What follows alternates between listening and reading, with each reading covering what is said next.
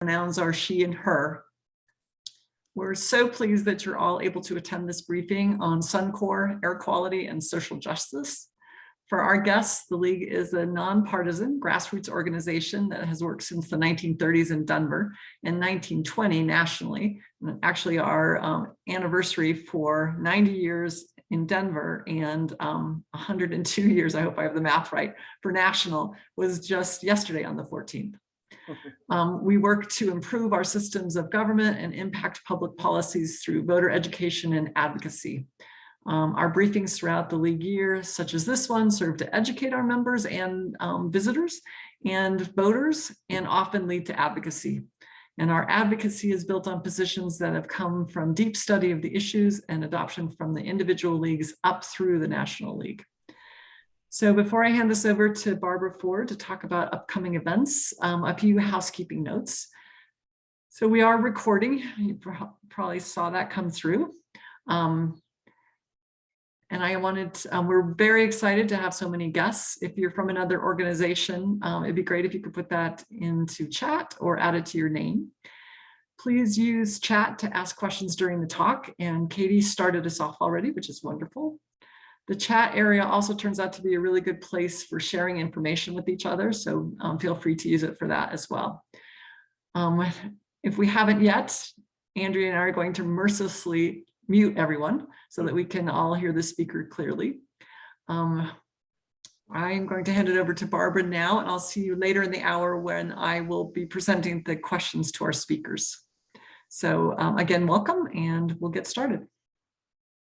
Oh, I'm sorry, it's going to Elsie. I'm so sorry. Yes, that's okay. Hi. I'm not muted, am I? Nope, no, you're good. Okay.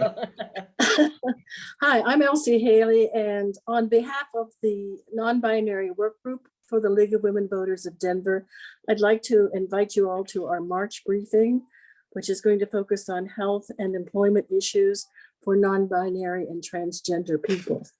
We have two excellent speakers. Marv Allen from One Colorado will speak on the health issues, and some of you will remember him from our earlier briefing on non-binary basics, including the use of pronouns.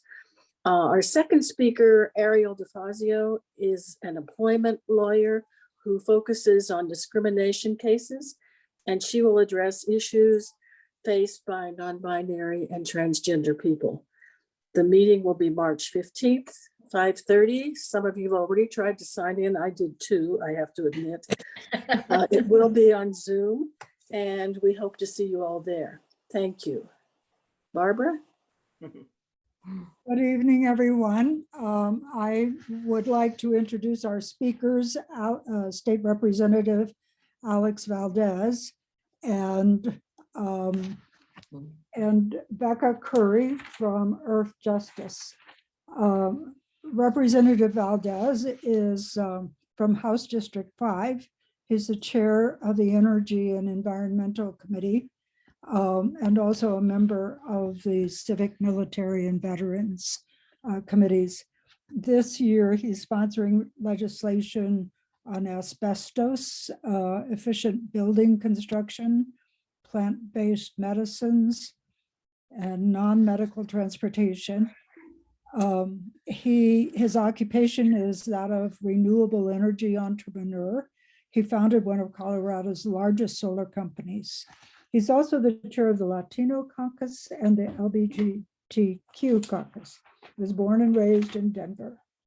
And Becca Curry is the attorney, policy expert, and Colorado Policy Council for EarthJustice. And she's going to bring us a little bit on board later to more information about EarthJustice, which I think we'll all be very delighted to hear about. She was previously with the ACLU of Colorado and the ACLU of Mississippi, working to expose debtors' prison, stop the use of money bail, and decarcerate jails.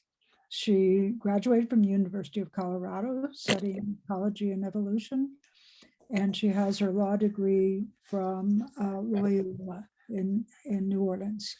So I'm very pleased and proud to be able to introduce them both and turn the program over to them.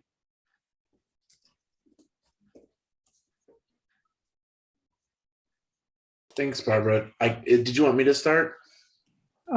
Yes, if you would, that would be great. All right. Well, thank you for having me tonight. It's always good to hang out with the League of Women Voters. Anyway, my name is Alex Valdez. As she said in my intro, I represent House District 5. That is downtown Denver, Lodo, Rhino, the Lower Highlands, Valverde, Alfmar, and Ruby Hills. So it's a very diverse district, but it also includes Globeville and Ilaria Swansea, which 80216 is the most polluted zip code in the United States of America, and directly abuts the Suncor refinery area. And unfortunately, the Sand Creek is polluted over there as well. So I like to think that's why I was elected in the first place. In fact, I know that's why.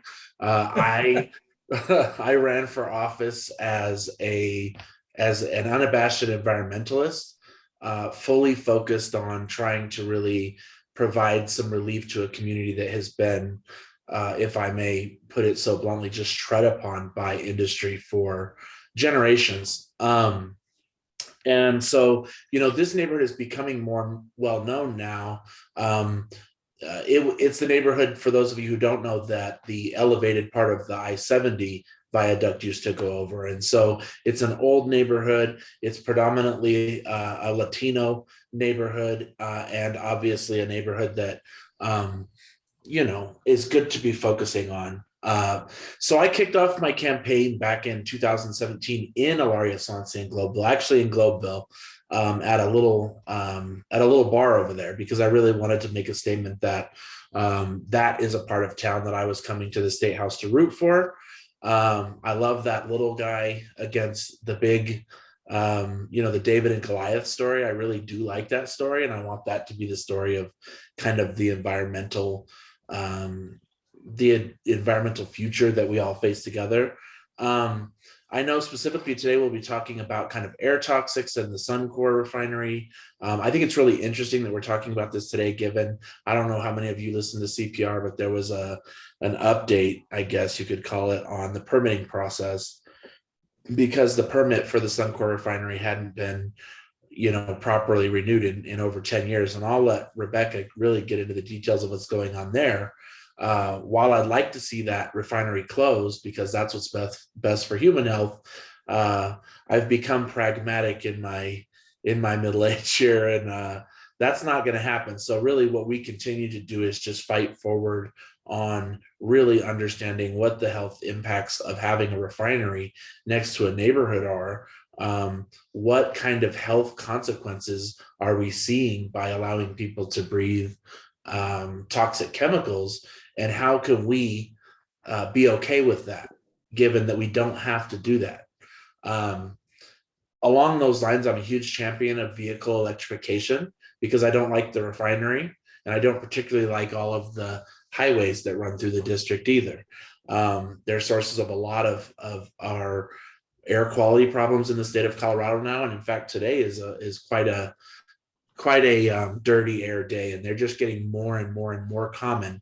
And for those of us who grew up here, have been here a long time, we can remember that this was really bad, and then we took a hold of it and we did things and we made it better, and it has just slowly come back. And so we need to really be cognizant of everything from the human perspective. So I'm more the political side of how Suncor has worked on, and that is really just trying to find ways to make this about human health. Our health all depends upon clean air, clean water. Those things are critical and necessary for our survival. And so coming into the legislature, I was focused on doing something about it. So I've already in 4 years run 2 bills trying to do something about the air toxin situation. And there will be another bill this year that I'll speak about. But my first 2 efforts, really the first effort we took, and I worked with Representative Adrian Benavides up in Adams County, who has the other neighborhood that abuts Suncor on its north side. And so we worked together on this big bill that would have done all these great things: fence line monitoring, coming up with what are the harmful effects of breathing things like benzene, really getting at the problem from all perspectives. And what ended up happening was it drove a $10 million fiscal note, which pre-COVID was, that was a completely absurd amount of money for a state like Colorado, where we have Tabor and all sorts of other issues. So we parted that back, or we peeled it back. And what we ended up with was what we thought was the most important component was to notify people when there was emergency situations. For us, it was prompted by community, but also I was driving home one day and the refinery was, I don't know what you would call it, jettisoning yellow smoke over the neighborhood. And this was probably four or 5 years ago now. And it was literally just billowing this bright yellow and orange smoke over this neighborhood. And I'm thinking, oh my gosh, what is that? There was no way to find out. I mean, can you believe that? To be living under a cloud of, it looked like the Joker from Batman had took over the plant and started making stuff in there. I mean, it was crazy. And folks didn't have a right to know what it was. And so we were like, we think that's the most important thing. There should be some sort of a text or a reverse call saying, hey, this plant is currently operationally upset, or whatever they call it, and is shooting a tremendous amount of toxic chemicals in the air. Make the best decision for your family. Likely that is to get out. So that's what we got out of the first bill. We started big, and like so many things that we want to do, it gets trimmed back and you end up with something. And I think it was a good something. But we came back at it in 21. And what we really focused on was, how are we going to get some monitoring in place, and how are we going to start working towards funding a doctor who can look at all this stuff and say, yeah, it's not a good idea for people to breathe benzene over the course of their entire growing up. And so, believe it or not, these are things Colorado doesn't have. One of the most startling things that I found in my work on air toxics was, we don't really put any money into our air quality, bureaucracy that can have things like doctors and other folks that can be looking at what's going on. It's been neglected in a Tabor reality. And so states like California had doctors and toxicologists, and we were like, well, can we copy California? And this is why states do that, because they have spent the money to have the scientists. So that's kind of where we got. We defined some chemicals, and they were benzene, hydrogen cyanide, and hydrogen sulfide. Those are not things you want to breathe, folks. I mean, to say the least, those are not good things. And what we found in the course of our work is that we kind of unearthed a really serious problem in our work, because we found that there are a ton of these little tiny companies all throughout the metro area and all around Colorado that are making, trinkets and other things.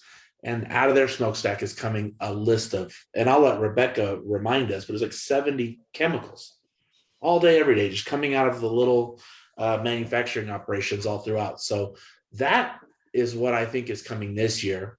There's finally some money.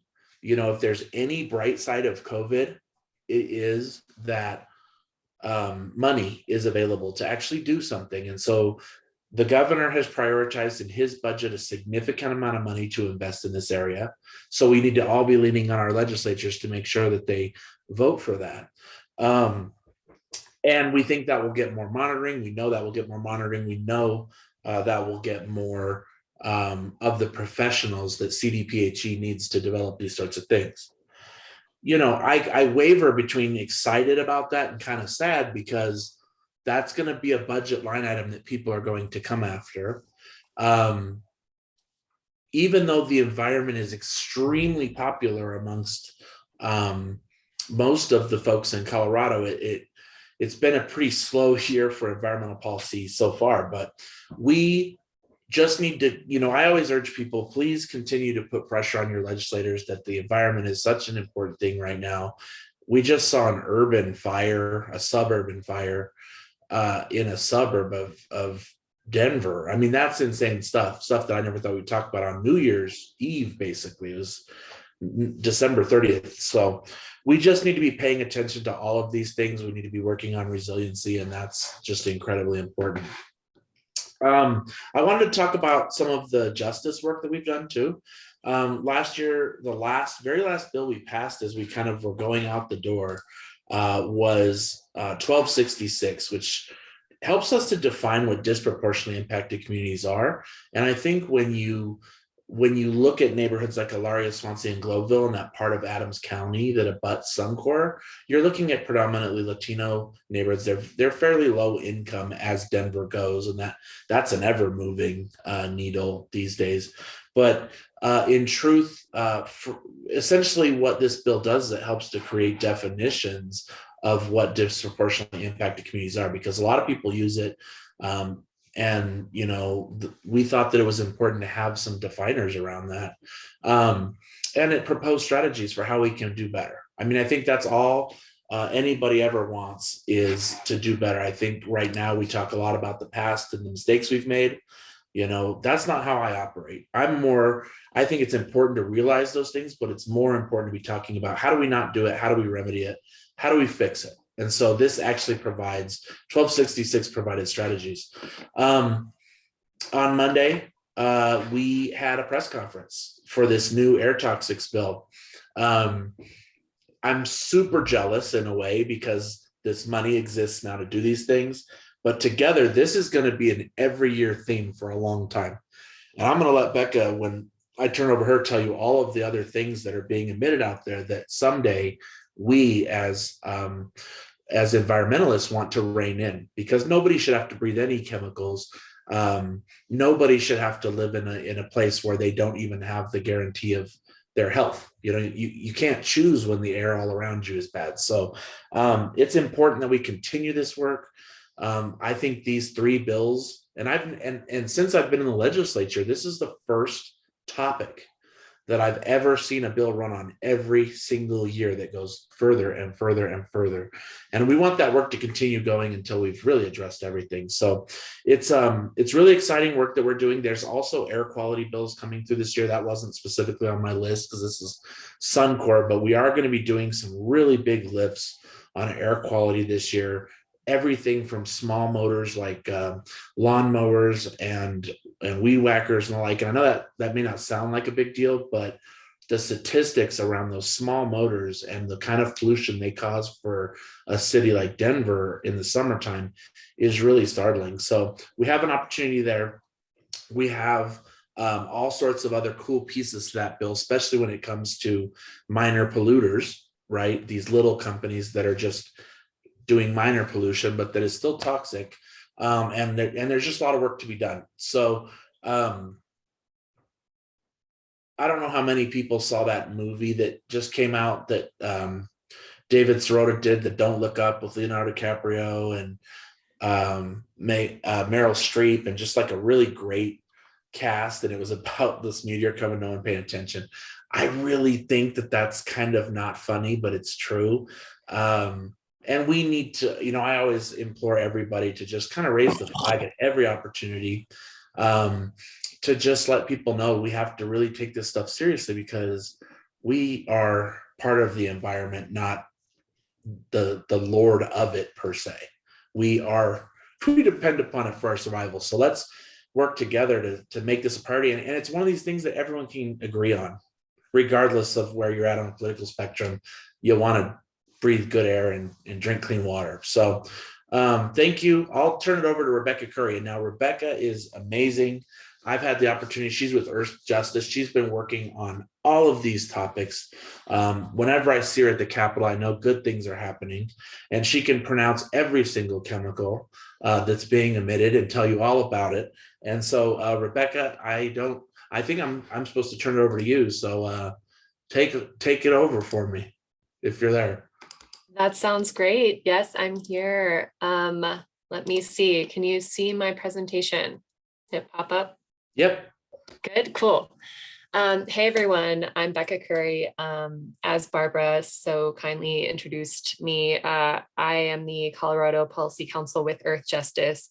EarthJustice has been around for decades, and maybe our name is a little less recognized because we are a nationwide environmental law firm, and we often are the legal team behind a lot of organizations like the Sierra Club and NRDC. We represent them as clients in legal proceedings, and it's a newer thing that EarthJustice is hiring more positions like mine, where I'm a sort of lawyer lobbyist focusing on sort of state level policy. But, we actually, EarthJustice used to be called the Sierra Club Legal Defense Fund. So we at one point used to be the in-house counsel for Sierra Club and branched off, and now we are a nationwide nonprofit environmental law firm that provides pro bono services to basically other environmental groups that are looking to litigate an issue in the court or have some legal expertise on state level legislation like we work on here. And you can check us out. I think it's earthjustice.org. All right, so pollution in North Denver. Let's see, okay. Yes, so as Rep. Valdez mentioned, communities in North Denver have long, suffered a disproportionate share of the city's environmental, social, and economic impacts. Particularly, zip code 80216 has been listed as, the riskiest in the country. It's been kind of identified as the most polluted zip code in the nation in the past. And this is something that has really brought a focus to the North Denver area. What are the sources in North Denver? Of course, we're talking about Suncor today, but it's also not the only source. There's major sources like Suncor, which I'll talk a little bit more about in a second, and the Cherokee generating station, which is, as you can see here, this red and white stripe that, tower that you can often see from the highway. That's the Cherokee generating station, and Suncor looks like this huge machine, this huge gray machine. There's also a lot of facilities in North Denver where there's significant sort of production of goods. PepsiCo has 2 facilities up there. It's a major distribution hub. There's also pet and animal food production. Many of you probably drive past the Purina factory that's up there. There's also significant transportation. There's North Denver is a area of the city where a lot of transportation converges. There's highways, there's rail, there's huge shipping hubs, and there's also construction, just ongoing construction in most recent years, expanding the highway. And there's a risk of an additional highway expansion coming up of Highway 270. And also a number of solid waste and recycling facilities, at least 10, in North Denver that are sort of handling hazardous waste. Specifically, if we look at something called the Toxic Release Inventory, this is an EPA database. If you kind of look at this map, the TRI shows that there's 70 sources of toxic releases within 10 miles of 80216. And the TRI, as I mentioned, this is a EPA database that sort of requires emitters that emit over a certain amount of a toxic to sort of report annually about how much of each chemical they're putting into the air. There's right now they require reporting of, I think, of close to 800 chemicals. But this database, it largely relies on self-reporting. So that's, of course, this is really valuable information, but there's also flaws to this database. It lags years behind, and it's entirely relies on just the facilities sort of reporting their own emissions rather than on monitoring of actual emissions. So yes, focusing in on Suncor, this is our huge refinery in Commerce City. If you kind of look at Suncor's webpage, they're very proud to say that, over 90% of their products stay in Colorado. They are a huge producer of oil in the, Rocky Mountain region. And so Suncor not only has air effects, but it has water effects. And I'll mention that a little bit because there's a lot going on with Suncor's water permit right now. It's currently undergoing renewal. And for example, Suncor in recent years has been flagged as a serious violator of PFAS emissions. So these are toxic forever chemicals that sort of live in water. They're the chemical that became popular because they were in all of our nonstick cookware. It's these very persistent chemical, and Suncor is a huge emitter of this particular chemical and is pumping it into the South Platte. And then in terms of the air, I just recently popped on and I looked at the EPA's database, and I saw that the Suncor refinery was out of compliance with the Clean Air Act for every quarter of the most recent 3 years. So there's a persistent violator of the Clean Air Act. And here's that yellow plume of smoke that Representative Valdez was talking about, where there's only been not even been just one instance of this, but there's been a number of occasions where a significant malfunction or an upset at the refinery has caused huge plume of toxic pollution to sort of spill into neighboring communities. And it's Suncor also, it's probably worth mentioning, it's one large facility, but they actually have 2 air permits, which is a huge administrative burden, and it makes it hard to sort of fight the permit, because at one point the Suncor refinery acquired a smaller refinery that was located right next door. It was a Valero refinery. So Suncor technically has 1 permit for its plant 2, and then it has a whole separate air permit for its plants 1 and 3. And, they sort of alternate. The permits are not reviewed and updated at the same time. They sort of alternate every 5 years. It's that these come up for renewal, and they're it's just in every permit comment that EarthJustice ever submits, we are constantly saying, why are there 2 permits? This is one facility. This is a crazy thing. But that's a bit of history. It's technically 2 refineries that have been combined into 1.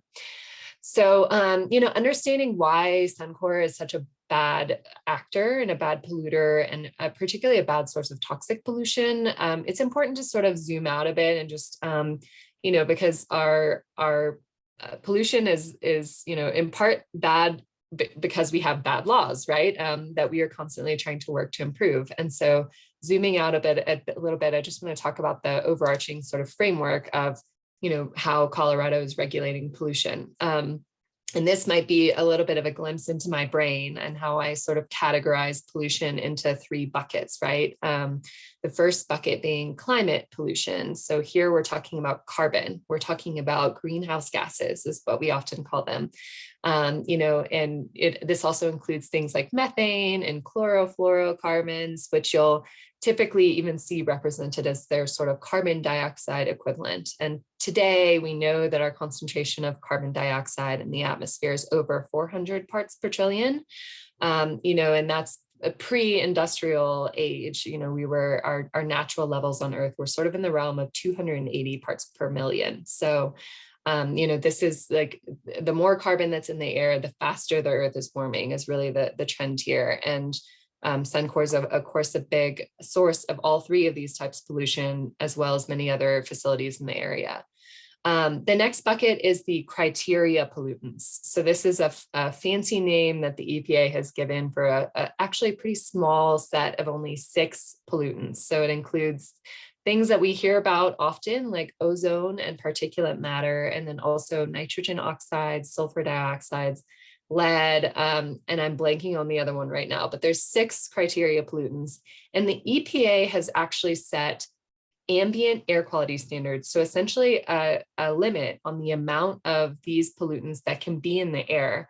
And when you hear about Denver being in non-attainment with our ozone standards, that basically means that for years, we have not achieved, we have exceeded the air quality standard that the EPA has set for ozone. And, Denver is also getting dangerously close to being out of attainment with the EPA's air quality standard for particulate pollution as well. It's a huge problem in the North Denver area. There's been really high levels of particulate pollution detected there. And that's because it comes from many different sources. It's not only the refinery, but it's cars, diesel trucks, et cetera.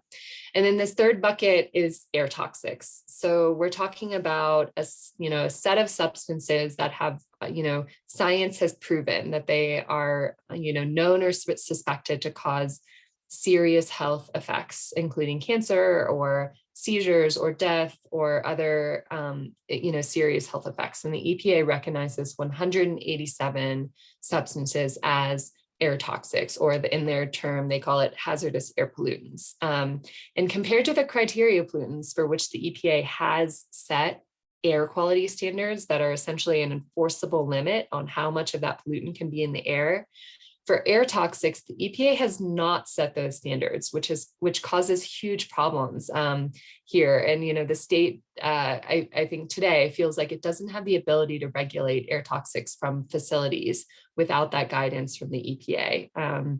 And that's, I'll get to this later, but that's precisely a bill that we're working on this year to clarify that the state does have that authority. And so looking a little bit at what the current status of air quality monitoring is in North Denver, I have kind of a picture here. If you can see the green dots, you can see the locations of the state's monitors in Denver. But at those sites, the state is not really looking at air toxics. They're only looking at the criteria pollutants. So things like ozone and particulate matter.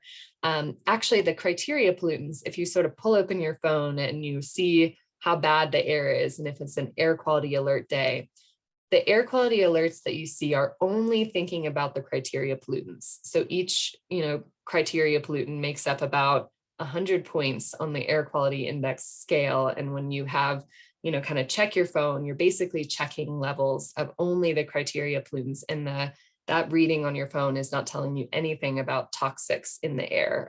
It's only thinking about things like ozone and particulate matter, for which the EPA has set as standard. And so, at these sites in Denver, the state is really focusing on monitoring of just those criteria pollutants. Not one of these monitors is looking at air toxics. The state also has a few mobile air labs. I have an extra laboratory in my slide, sorry, but that are capable of measuring some air toxics like benzene. We have, Rep. Valdez's bill last year to thank for that. It provided some funding for an additional mobile monitoring van that can, go near a facility and help to detect toxic emissions.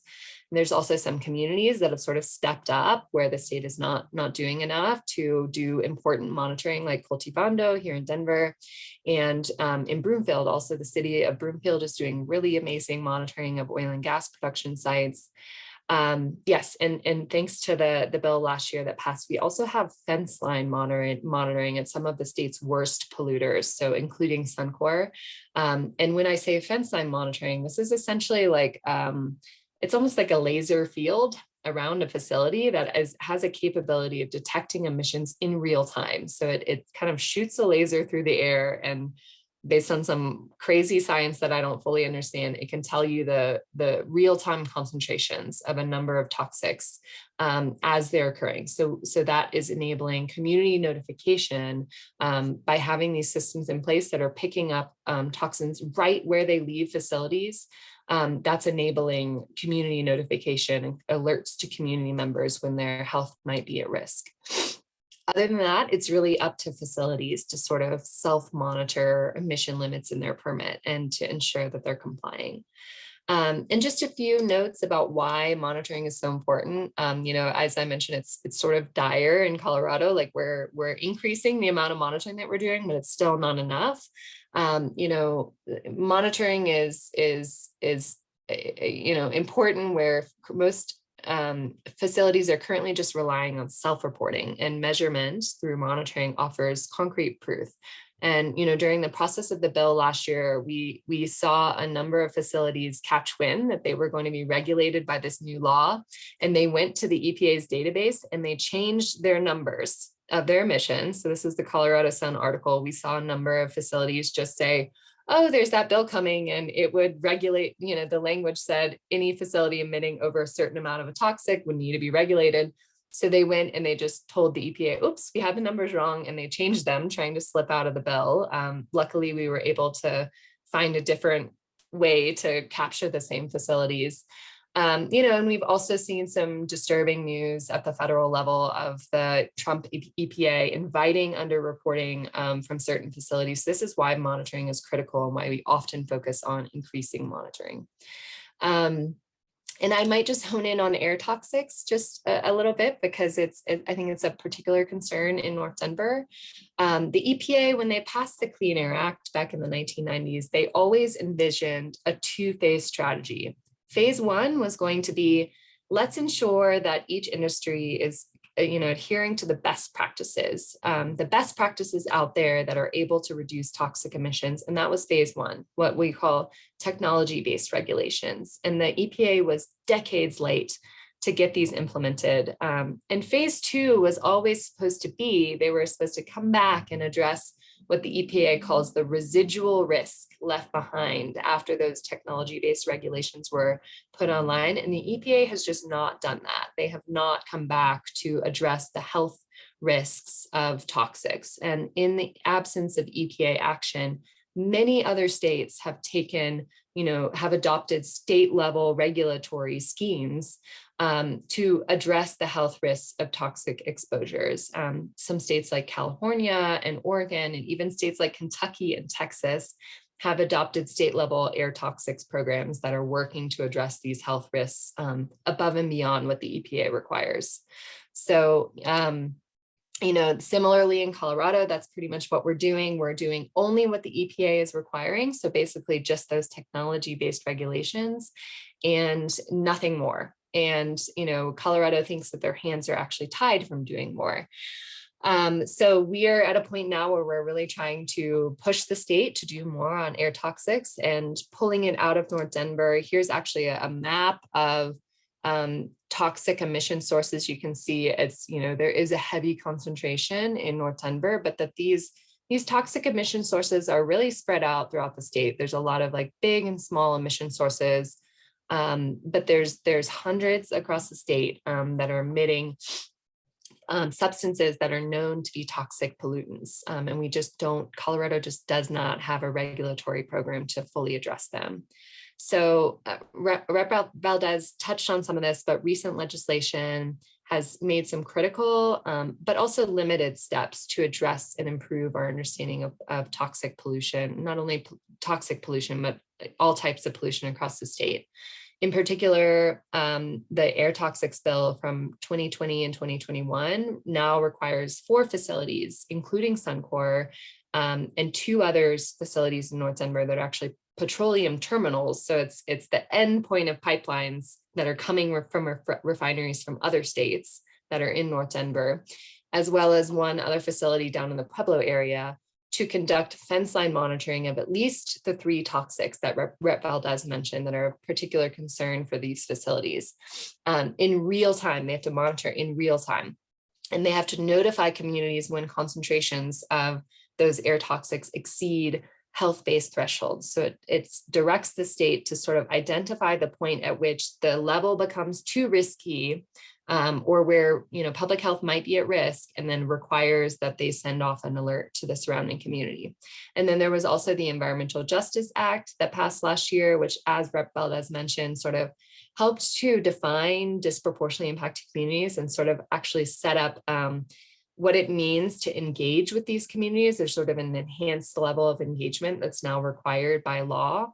And it also included the ability to reopen an air permit to require the facility to do more monitoring of pollution of all types. So we also know that toxic pollution sort of translates into elevated risk. And so this is just a screenshot of some blips of elevated cancer risk around the Denver area. And you'll actually see that this huge blip off to the west is not Suncor, but it's a hospital sterilization facility out there that's a huge emission source of ethylene oxide, which is a known toxic, and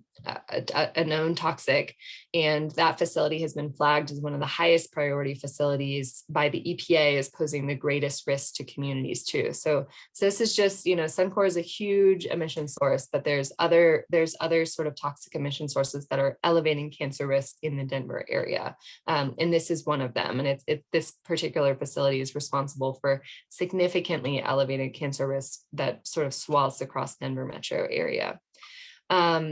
what's next, right? So I'm gonna wrap up here and then open the door for questions, because I know talking about air pollution is super technical and questions come up. But yes, as Rep. Valdez mentioned, we're coming back this year with another air toxics bill that, air toxics bills in prior years have really focused on increasing monitoring, increasing public notification, but we still don't have that regulatory program that will enable the state to require from that facilities meaningfully reduce emissions of toxic air pollutants. And so this bill would do that by directing the state to set air quality standards for a number of toxics of concern in Colorado, so that we have an enforceable, actionable level, essentially a limit on the amount of the toxic that can be in the air. And that the state is also directed to sort of adopt whatever control strategies are necessary to keep levels of that toxic below the standard. So without the standard in place, we see emissions limits in facility permits that are, approved, that just aren't considering how the health in surrounding communities will be impacted. That's happened in the Suncor permit in the past. And hopefully with this new regulatory scheme where we're actually setting these enforceable limits on toxics, we will see, we will genuinely see meaningful reductions and more stringent limits in facility permits. And then, as I mentioned, the Suncor water permit is also currently undergoing review. The sort of deadline for the comments is the end of this month. And one big thing in this is that Suncor will actually be the first refinery in the nation to have a PFAS limit in its discharge permit, in its water permit. So that's a big goal of this water permit. A lot of environmental groups are excited about the ability to limit Suncor's discharges of PFAS through this permit. And then, of course, the Suncor air permit, the final permit for one of Suncor's permits came out last Friday after a year of being in the works. And so now it will be kind of sent off to the EPA. But as I mentioned, they have the two permits. So we have heard that this May, the permit for the other half of the facility will sort of be, the draft permit will be put out to the public, which will begin the public comment process on the other permit. So that is a lot, and I'm going to pause there and open the floor for questions.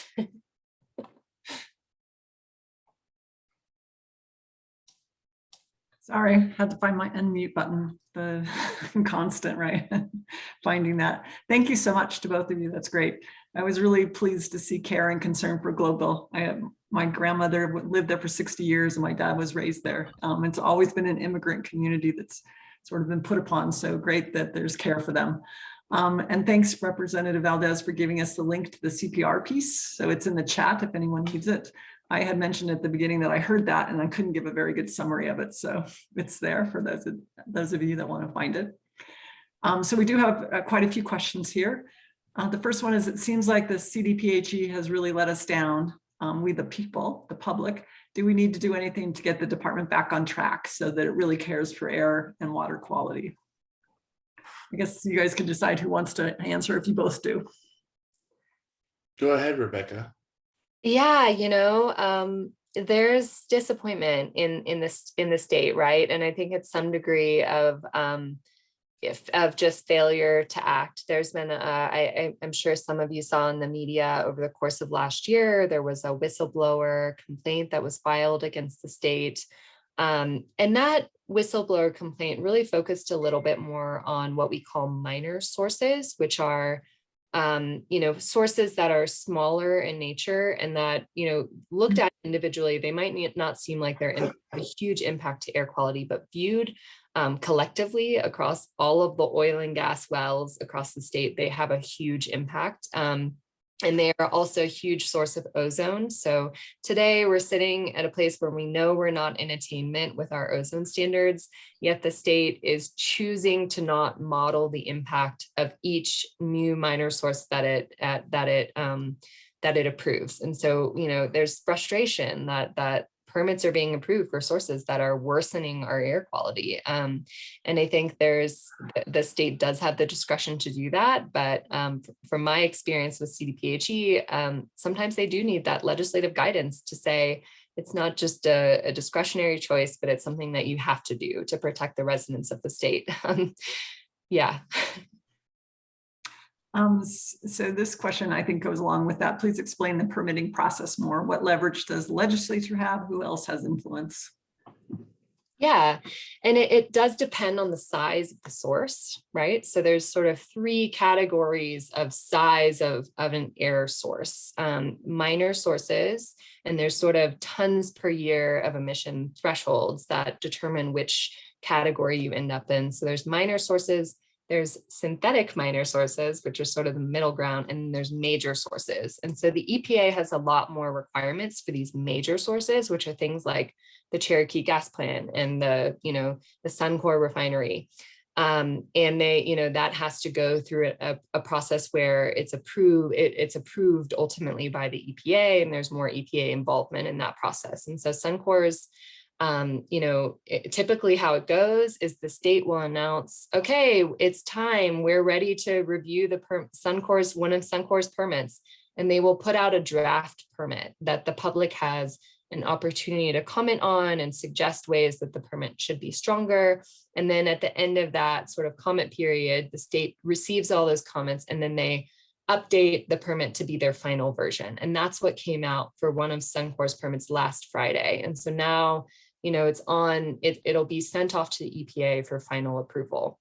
The air permits for major sources last for 5 years. And so, that's a problem too, is like, the air permit it lives for 5 years, and it's typically the opportunity for you to summarize all the recent, if there's been updated or more strict rules, that's the point, to get them into the permit, to make them sort of enforceable, and to centralize all the requirements for the facility in one place. But right now the state doesn't really have the ability to change the permit until it's up for renewal. So that's 5 years is a long time. So that's something that we're thinking about in the bill for this year too, is the ability for the state to not have to wait 5 years for the permit to be up for renewal. And I will say that the permit that they just are finalizing now, they waited well beyond 5 years. They actually waited for almost close to a decade before they said, okay, we're going to renew this thing. So the permit lasts for 5 years, but they can extend it for as long as they want, really, and just like sort of renew it. But this is the process, really, is that facilities get this permit, it lasts for 5 years, and then there's this opportunity to comment and change it, and then it's reissued again. And as permits are only as strong as the law, right? So like these improvements we're talking about for things like air toxics, they will ultimately get into the permit. It's just, we want the ability to not have to wait 5 years to get these critical, changes that we're making into the permits, that they're enforceable. So a couple of questions that might be for Representative Valdez, but I'm sure you can both speak to it. Is there bipartisan support for these bills? No. Yes or no? No, unfortunately, the Republican Party is not supporting anything to do with the living natural world right now. They're seemingly very excited about bills that allow people to kill mountain lions and things of that nature. It's actually quite depressing, but that's where they're at. So no, I think when we talk about wildfire issues, there are opportunities, because I think a lot of these conservative districts are threatened by wildfire. So I think there's opportunities. So I'm hopeful, but thus far on anything to do with this kind of stuff, they tend to, it seems, side with Suncor, because Suncor will give them money.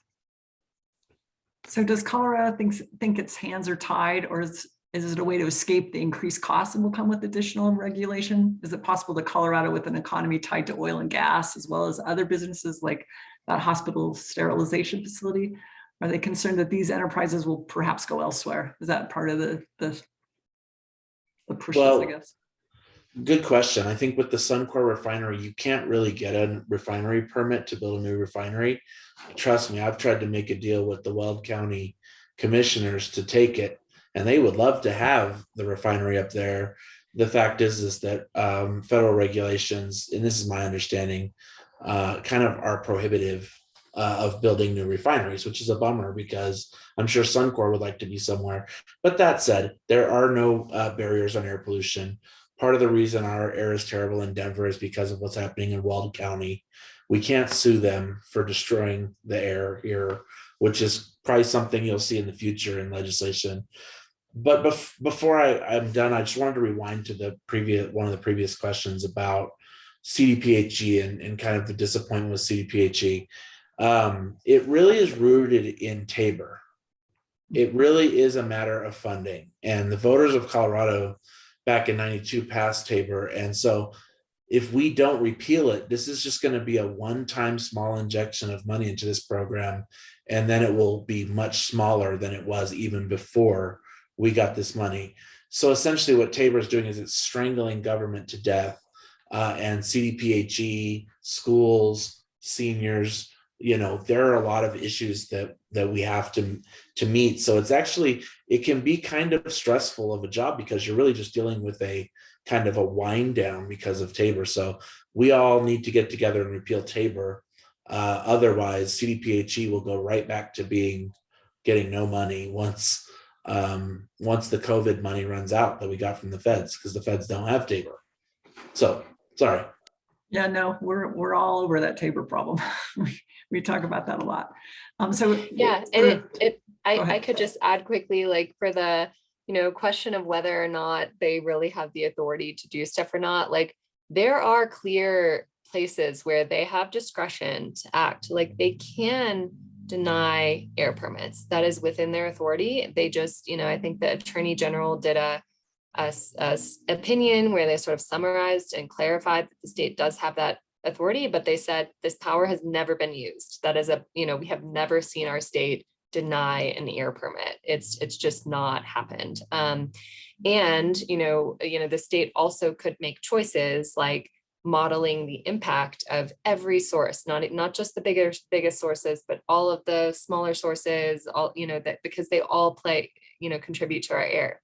I think air toxics in particular is a place where there's probably some merit to them saying that they don't have the authority. If you kind of look in our current laws, they say things like, we should wait on the EPA to do their assessment of residual risk after the technology-based regulations come on before we act, and I would say that there is some stuff in the current law that's holding them back that we're planning on striking this year and clarifying, as most other states realize that the Clean Air Act is supposed to set the floor. And our state is, allowed to do things that are more stringent than the EPA. And we're hoping to clarify that this year, and not let any language in current law have a semblance of holding us back. Our state should be able to act above and beyond what the EPA requires. So pulling back a little further out to the EPA. So you had said that they had phase 1 technology based and phase 2 residual risk. Why though have they not set limits on air toxics? Why didn't they get to phase 2? Yeah, and I think it's a tricky question there. I think the Clean Air Act promised that they would do this 2-phase strategy. The EPA was almost 2 decades late to even finish phase 1. I'd actually say that they just sort of recently finished phase 1, and they just haven't initiated phase 2. And actually, EarthJustice at a federal level is planning on suing. We've been thinking about whether to sue the EPA over the failure to sort of start that second phase of the process. But in the absence of federal action, California has had an air toxics program that's been around for 4 decades. Oregon has a brand new program. I'd say it's at least 20 states that have state level air toxics programs. And I'm so surprised like, I was really surprised to learn that Colorado just doesn't even have a program. We don't have a program where we are, setting the benchmark for what level of toxics is a safe level in the air. And we don't have a regulatory program to ensure that Colorado's levels of toxics stay below those benchmarks. And the science is out there. We know where these levels are. And the EPA has promulgated sort of guidelines. For example, the EPA's guideline for benzene exposure is 9 parts per billion. Whereas if you go to Broomfield, they're detecting readings that are over 100 parts per billion from their monitoring of oil and gas sites. But because we don't have an enforceable standard set here, there's nothing to, compare that to, and it's not actionable. It's just a guideline that the EPA has put out there. And so that's exactly the goal of the bill this year, is to go beyond guidelines and to set an enforceable limit on the amount of these toxics that can be in the air, so that we can regulate around those and make sure that facilities are restricting emissions, that they have the right retrofits, that they have the right controls online to make sure we're keeping levels like in safe territory. I'm not necessarily suggesting that there are I would say that any amount of a toxic is unsafe, but I'm talking about a level at which science has found that health impacts begin, So someone wrote in that I also hear about the impact of aroma pollution. I'm not clear if particulates are part of that, but that smell alone can be detrimental. Absolutely. There's, and there are some aroma compounds that qualify as air toxics. There's something called polycyclic aromatic compounds, which are emitted from, for example, the Purina plant. Those can, be elevated to the point where they're toxic. So there is some overlap, but I agree with you. Like things like light pollution, odor, noise, they're disruptive to people's lives and they hurt health. They might not have direct impacts on, like in the same way as like toxicity of benzene, but they are certainly like affecting people's livelihood and their health. Yeah. So jobs are important, and there's a lot of pushback for jobs, right? The medical sterilizing company is likely an important employer. Is it possible to sterilize med equipment without polluting? Is it possible to refine oil without polluting? What is the hit on jobs? Absolutely. And that's a hard one, particularly with Suncor, right? Is the vast majority of oil that we're using to drive in our cars and that we're, using as jet fuel, it is coming from that refinery. And, Rep Valdez and other environmental groups are also sort of focused on building up these alternatives. Like we need to get off oil, right? We have to increase our options for electrification and for reducing our reliance on oil. And that should come with green jobs, right? Where it's switching from one industry to another. And this is it's a really important flag. I think for the sterilization company, it's a little bit different. I think that they do have less toxic alternatives that, I'm learning about still today. So it is true that there are same with PFAS, there are less toxic alternatives that are becoming very viable market alternatives. That we should be able to phase out some toxics just because there are safer alternatives that are becoming more powerful and more available. But for the refinery, it's a little bit different. It's because as long as we're hooked on oil, the refinery will be there will be a market for the refinery's products, right? So these strategies also are paired with increasing electrification, increasing public transit, increasing the alternatives so that we no longer really need to rely on the refinery for transportation here in Colorado. Do you guys have time for a couple more questions? Sure. Okay, Sally Isaacson, you've had your hand up. Did you want to unmute and ask a question? Yes, my question is, why do we keep having everything self-reported? Knowing for myself, if I'm asked how much I weigh, it's not quite exact what I give them. And, if they ask me, how often do you have a drink? It's not quite accurate. So why do we think that a business whose business profits rely on making that being below the line would be reporting it correctly? I hear you. Yep. I'm also guilty of underreporting my weight. And it does not surprise me that when facilities are left to self-report, they are going to underreport, their emissions, that it's not going to be totally accurate. And sometimes it's not really based on even measurement there, that they're using some formulas to sort of quantify like what total emissions are in a year that are a bit, they're just not super reliable. And, also the problem with self-reporting is that, we're not going back and verifying that data. Then the facility also has the power to say, oh, we were wrong. These were actually our numbers. It sort of opens the door for and allows loopholes for them to fudge the system, right? So the air toxics bill that we're working on this year would increase monitoring in communities. So this is crazy, but Colorado actually only has one what are called national air toxics trend stations, and it's located in Grand Junction, not in the Denver metro area, which I have no idea why they put it out there. And even at that site, they're only looking at about 10 toxics. And so this bill will require them to at least build 5 more over the next couple of years. And that at each of those sites, they have to measure at least 61 air toxics, which are sort of a set of air toxics that the EPA has identified as, specifically ones that we should be prioritizing. It's not all 187, but ones that are like recognized as sort of uniquely pose risks, particularly in more urban areas.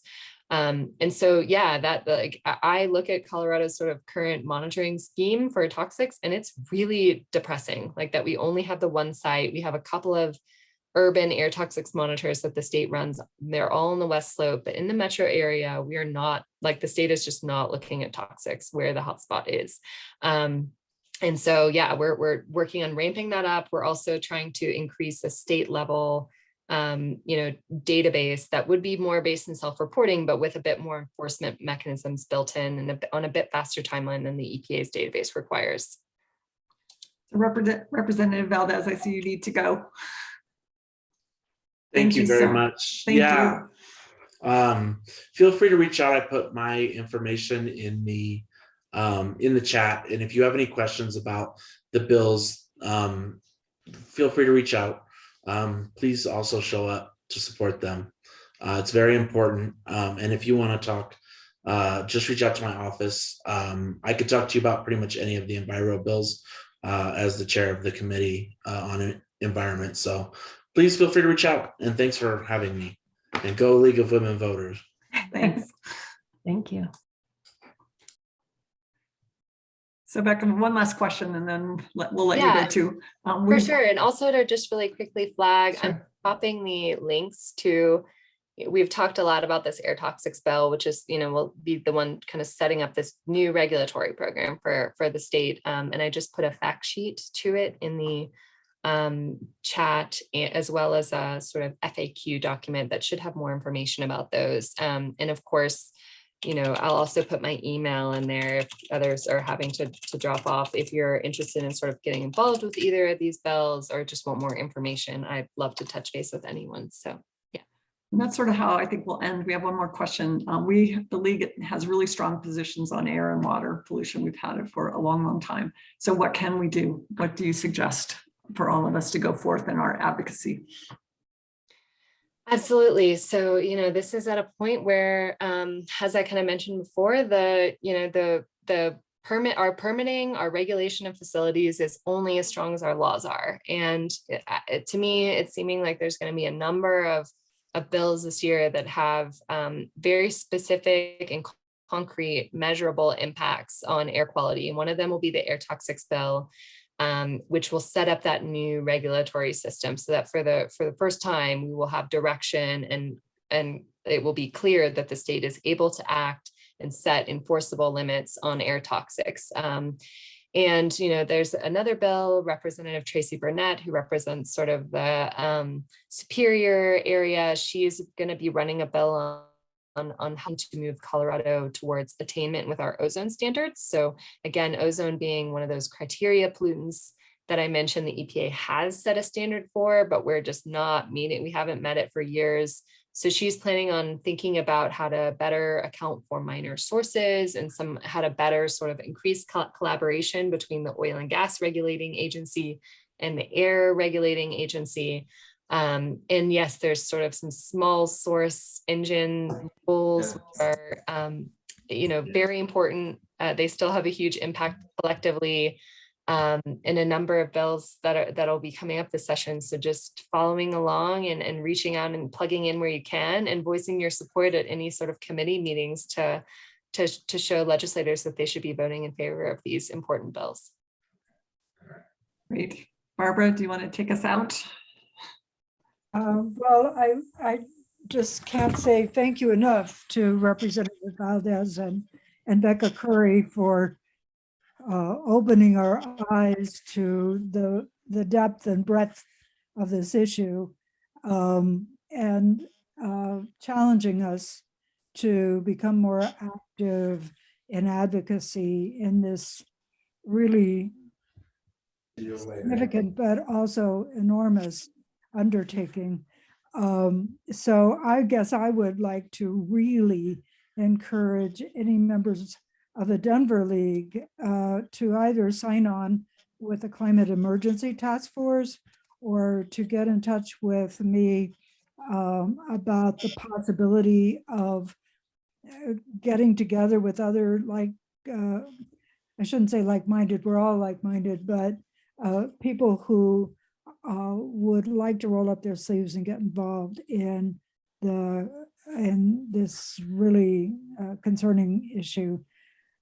And lastly, I'd like to thank so many people who are our guests this evening for joining us, and welcome your coming to any or all of our briefings. And it is very nice that the state is now posting and publicizing all of the league's briefings, and the Denver League have nearly continuous briefings throughout the year. So we're delighted to have you join us.